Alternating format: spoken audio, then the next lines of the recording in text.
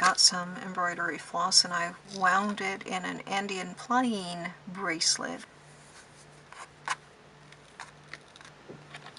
I want to make infinity cubes that have some texture, like I want a finger maze. So this was not a success, but it did teach me a lot.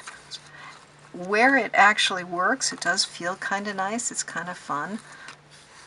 The reason I made my bracelet is when I first tried this, I kept getting the yarn caught on things and then it would pull right out, and that was very annoying. So I figured if it was on my wrist, it would travel with me and the only risk would be resting my wrist against something. It's basically a figure 8 with the lobes of the 8 overlapping, so they kind of hang together, but yet it's not tangled. It doesn't tangle. It's really wonderful. There are plenty of videos on that. So here's the problem. And now I can see I've got, this is a little too tight around my cube, so I need to loosen it. It's really important to have the yarn be loose. So I'm going along and the yarn starts getting tighter, tighter, and tighter, and finally I have to loosen it.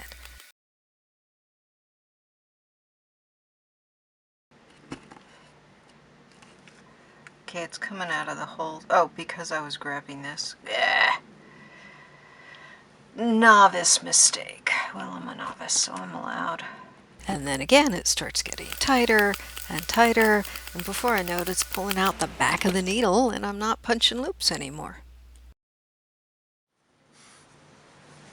So this is called a plying bracelet, and the purpose was that you could take the one end and the other end, put them together and pull them off and make a 2-ply yarn, and they wouldn't get tangled. It would pull from both ends at the same time and wouldn't get tangled. Which still blows my mind, even though I understand it. Alright. To wind a plying bracelet, I first secure the yarn between 2 fingers. I bring the yarn around to the back of my wrist. The yarn comes up on the pinky side, around a finger, and back toward the pinky.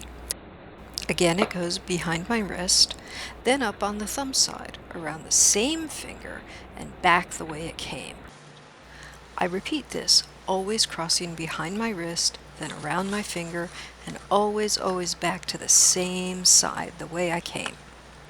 I tried to be consistent this time, always starting and returning the same way, but that part doesn't matter much. If I wanted to open it up later, or if I were plying and wanted to avoid adding or removing twist, then I might be more careful.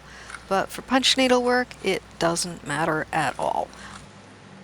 What's important is that when I come from the thumb side, I go back to the thumb side. If I come from the pinky side, I go back to the pinky side.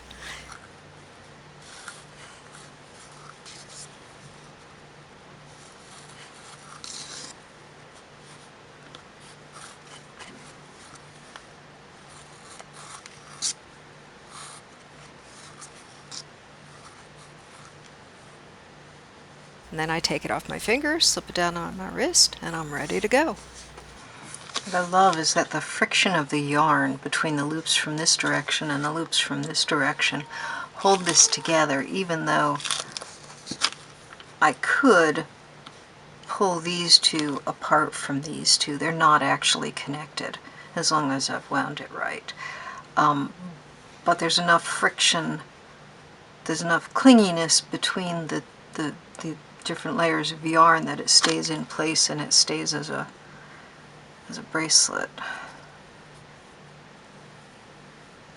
And does not tangle. It just amazes me that this thing does not tangle. Okay, I'll thread this now. Alright, let's try that again. Where was I? There.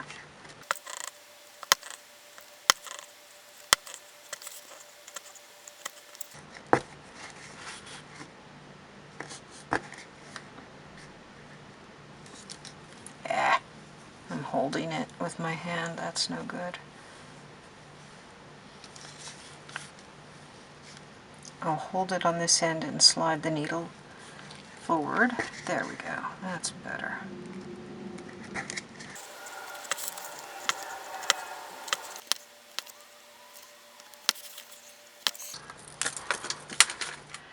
let that, yeah, I know it's black and you can't really see it, but I'll let that sit around my wrist. That's what I'm going to start with.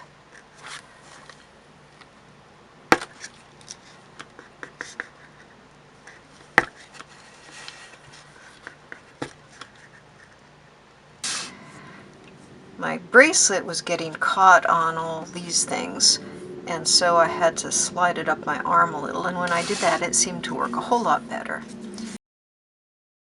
So that's done for now, and it's time to move on to the next thing. Hope you had fun.